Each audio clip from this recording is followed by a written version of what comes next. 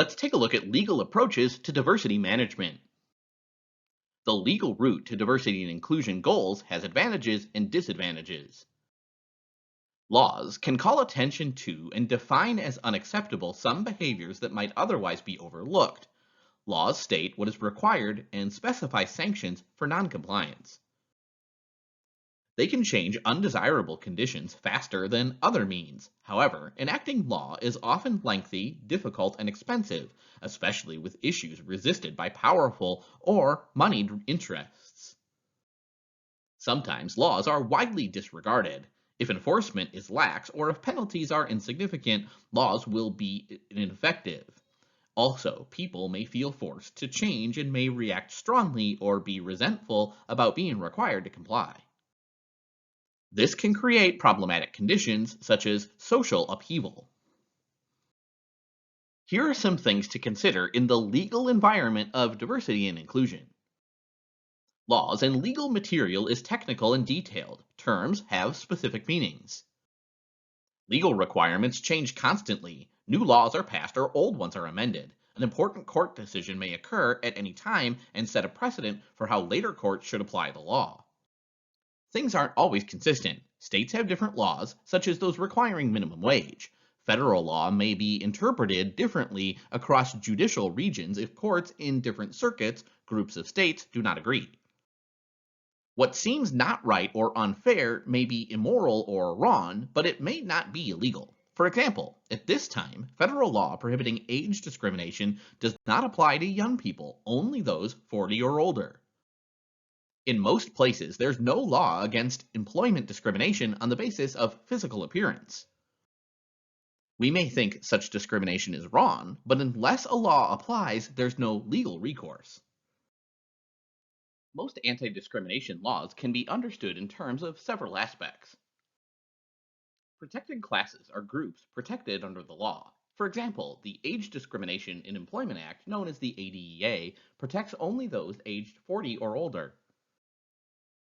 Laws prohibiting sex discrimination protect both men and women and thus seem to cover everyone. However, for the law to apply, it must be shown that the offending practice was based on sex. Covered entities are types of employers who must comply with the law. Often, there are exceptions or exemptions for organizations below a certain size. Some laws apply only to private sector employers and not government entities. Covered practices are types of decisions or actions that are prescribed or proscribed, like discrimination, segregation, or retaliation. A practice may seem unfair, but if it cannot be shown to be a covered practice, then the law does not apply. Administrative procedures are details such as how long after a covered action the law still applies, the statute of limitations, and the agency responsible for enforcement. Remedies are what's happened if a defendant, usually the employer charged with violating the law, loses. Remedies might include monetary damages like back pay, rehiring or promotion, or ceasing the offending practice. Scenarios for evidence and proof are patterns of evidence courts have required in past suits under a particular law. These develop over time as cases are tried and decided, forming case law. Scenarios usually specify types of evidence the plaintiff must provide and what the defendant must do to refute the evidence. Sometimes arguments go back and forth and until a case is concluded. The law provides several sources of restriction on employment practice. The U.S. Constitution contains a few clauses that have been interpreted as authority for federal legislation concerning workplace issues. However, most constitutional protections relevant to work come from amendments. State and federal laws can be passed, amended, or repealed by legislative bodies. Usually, laws are written to include such information as protected classes and covered entities, what is required or prescribed, remedies, and effective dates. Federal agencies issue formal documents asserting how a law will be interpreted and what it requires. Employers are guided by these regulations. Legislative bodies enact laws or local ordinances, but the full meaning of these documents is only revealed as lawsuits are brought by people who make a claim or disagree about the interpretation of a law. Case law refers to the body of law which develops as a result of decisions made by judges and juries. This is also known as common law. For example, what types of evidence are necessary to prove or defend a case? What is the meaning of the employer? Or what is a disability? Decisions by higher courts usually form precedents that are taken as guidelines for later courts in that circuit to follow as they hear subsequent suits. Supreme Court decisions become precedents for all lower courts. The president and state governors can enact executive orders, which are statements about how the public employer must behave. An executive order affects only the government employer headed by the elected official enacting that order.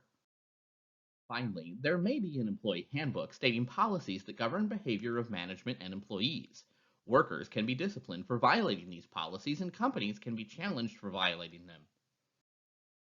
Courts may consider an employee handbook as an implied contract between labor and management.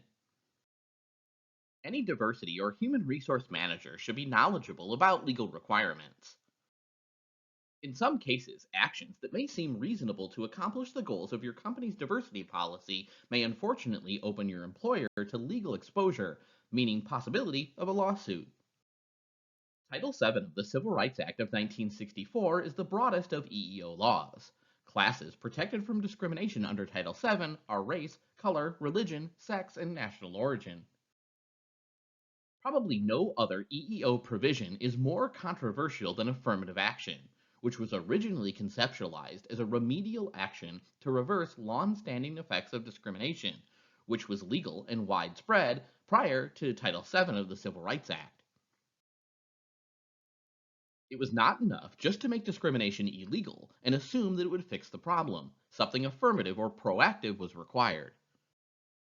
The Age Discrimination in Employment Act, known as the ADEA, prohibits age-based discrimination or harassment against those 40 years of age or older and retaliation against those filing complaints under the law. With the Americans with Disabilities Act, the ADA, anti-discrimination protection for employees with disabilities was extended to private sector and municipal employers with a minimum of 15 employees.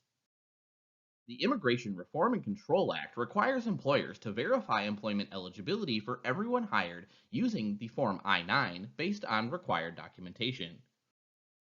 Undocumented immigrants should not have these, but often workers present bogus or forged papers, and sometimes employers hire them mistakenly or because they need low wage workers.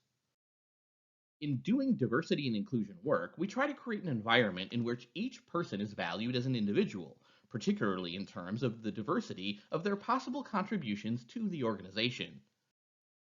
In this case, employees are respected for their unique individualities. Their membership in demographic groups becomes less and not important. But anti discrimination law requires first that someone be shown to be a member of a protected class. This is a paradox in managing diversity and inclusion.